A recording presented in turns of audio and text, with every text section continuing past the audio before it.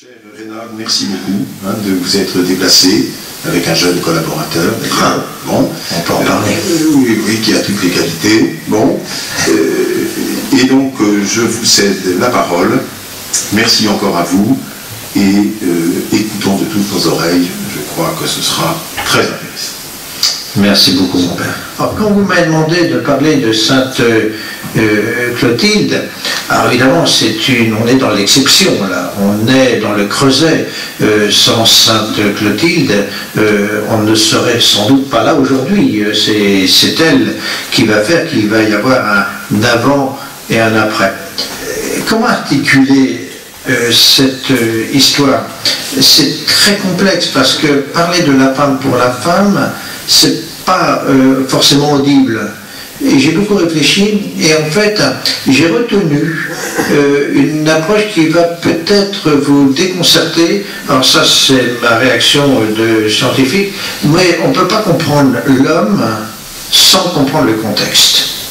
Donc je vais prendre mon temps pour expliquer le contexte parce que si on ne le saisit pas, mais vraiment avec toutes ses nuances, sa complexité, etc., on ne peut pas saisir à la fois, bien entendu, Clovis, Rémi, et bien entendu, le rôle clé qu'a joué sur le coup Sainte Clotilde, et puis évidemment, toutes les conséquences.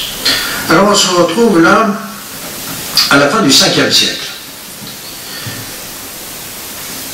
Il s'est passé deux phénomènes essentiels au sens premier du terme dans l'Empire romain. Premier événement, c'est l'édit de Milan.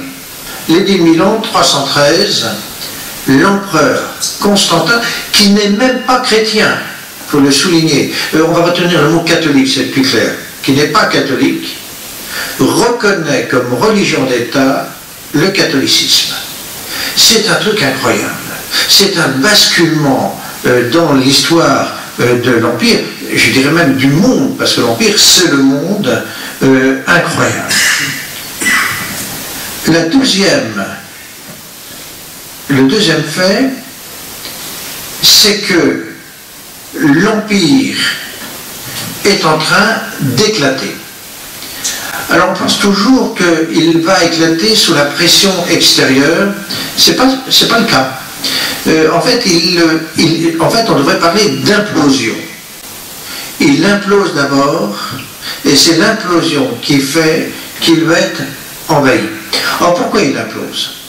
Il implose pour plusieurs raisons, notamment, et ça nous rappelle notre monde à l'heure actuelle, les Romains ne veulent plus être. C'est un truc incroyable. Ils ont tout pour eux, ils ont la richesse, mais ils ne veulent plus combattre pour être, et pour l'avoir, bien entendu. Conséquence, ils vont être obligés de faire appel à l'étranger. C'est vraiment ce qui se passe.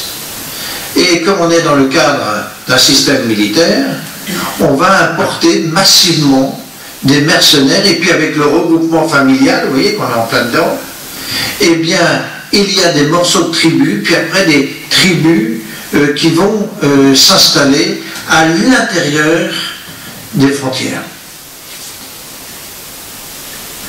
Et on contient, bien entendu, grâce à ces mercenaires, le mur, qui fait qu'on empêche les barbares de rentrer. Mais en fait, plus on introduit de mercenaires, plus on parle et plus il y a d'envie. Cette pression, elle va être chronologique. Première chronologie, c'est une addition de peuples barbares qui viennent de l'ouest, de l'est, et qui vont se heurter au mur. Mais en fait, on va les cantonner sur la rive droite du Danube. Et puis on va en fait faire en sorte, bien qu'ils vivent sur eux-mêmes, mais dans une proportion de terre relativement limitée. Deuxième phénomène, les Huns. Ils arrivent, c'est des hommes que l'on connaît, ils fracassent tout, etc. Et la brutalité est telle que ces tribus coincées dans cet énorme bassin n'ont pas d'autre choix que de traverser le mur et de s'installer dans l'Empire romain. Alors évidemment, il y a un certain nombre de peuples, on va en retenir que 3, puisque c'est les 3 qui nous intéressent. Il y a les Visigoths, il y a ce qui va devenir les Francs, Saliens, et puis bien entendu, il y a les Bourgondais.